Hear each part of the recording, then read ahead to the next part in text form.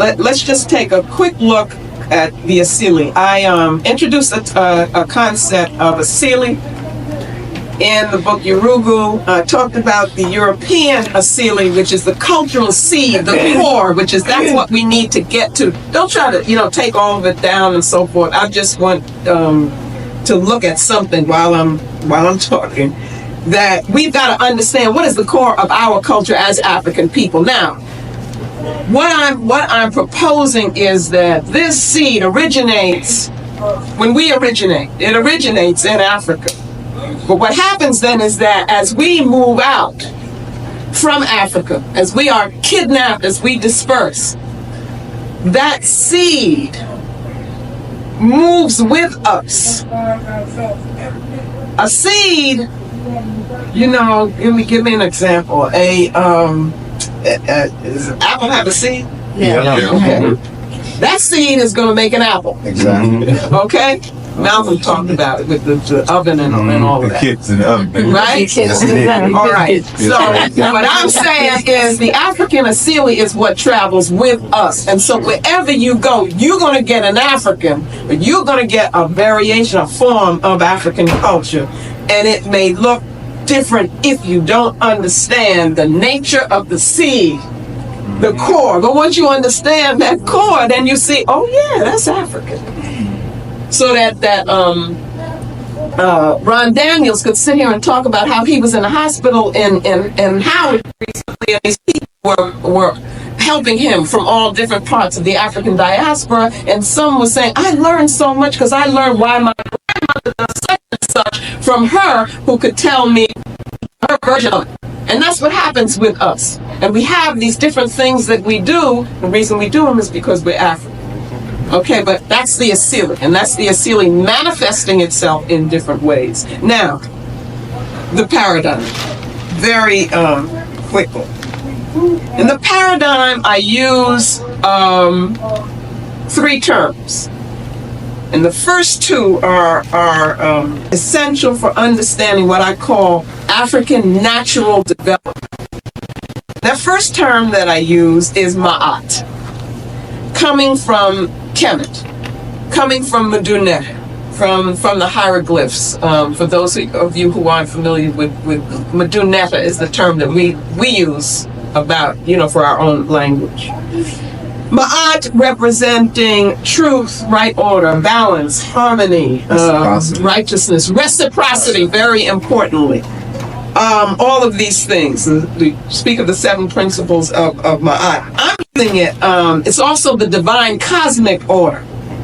And that divine cosmic order reflects and manifests itself on different levels in different planes, so that our ancient ancestors were imitating Maat in their political organization. Okay, you see the power of that. They also were doing that in terms of personal development, in terms of what you strove to live for. Okay? Maat is a spiritual concept, but it has the ability to reflect itself on political concept, and a personal and social levels as well. So I'm using this to represent what I call the spirit of African civilization, or the spirit of African civilizational process. Maat, then, truth, becomes the context for our discussion. It's also the beginning. It's also, we could look at it as the cultural womb from which we come. Okay? Once having said that, suppose, let's look at this is going to be my simplistic diagram of natural development. Let's say we move out from Maat, as our ancestors were building civilization and creating. They had to have a model. They had to have something that they were working from. It's Maat, and they establish a rhythm there to build with and to grow with. All right. So in the process of work, in the process of this real practical world that we have to deal with, it ain't perfect. And we ain't perfect, okay?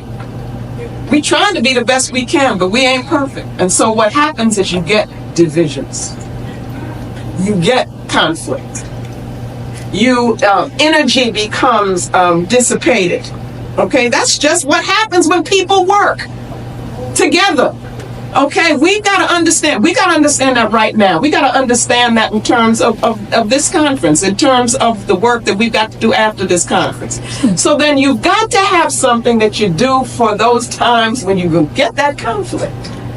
You see what I'm saying? When you get tired. Mm-hmm. And most of all, when you get confused. Because anybody who pretends that they're clear all the time, that's the person to watch out for. I'm very serious about that. You have to periodically, okay, and that can only happen when you have a cleansing period, a healing process. I call it a recentering that allows you to come back to your center so that you can remind yourself of why you're doing this in the first place. And I'm saying that our ancestors would have this periodic time of renewal, which I'm calling sankofa. And in doing that, I'm introducing another term. And this term comes from the Akan people in Ghana. It's one of the Adinkra symbols, and people will say, go back and fetch it, meaning go back and get the best of what you have so that you can move forward with clarity. So also we're saying it's return to the source. Well, we're not talking about going back to any romanticized place and want to imitate what was. You're talking about going to your foundation, your source of power and strength, and using it as a point of inspiration and something to help you get clarity in terms of principles of being. So the process of sankofa is like it allows for a rebirth because you go back to Maat. You're going back, but you're going forward. You see that?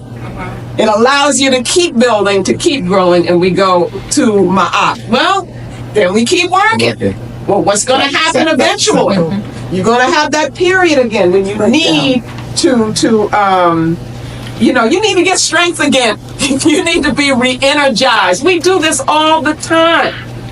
But we do it generally in a non-political way. Either we go out to the club, or we go to church. And that's just to feel something again because you've been beaten so down and so forth. What I'm saying is that we need to understand in a way that connects us to the deepest and best parts of ourselves, this process of sankofa, which can take us back to Maat. And so in the natural cycle, you have the alternation of Maat,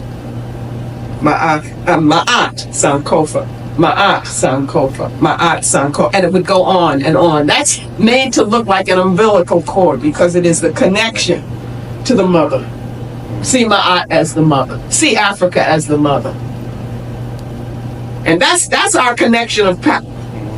In the film Sankofa, how many people saw the film Sankofa? Think about what happens to Joe. Yeah. Mm-hmm. Continually, they are disconnecting Joe from the mother. Turning him against the mother. The mother is his source of strength. He don't know that. He's trying to destroy her, and ultimately he does. You see what I'm saying? But in destroying her, what does he do, everybody? Destroys himself. And that's what we've got to understand. That's our relationship to Africa. Africa not just a physical location, although it is that. Africa as the symbol of our origins and of who we are.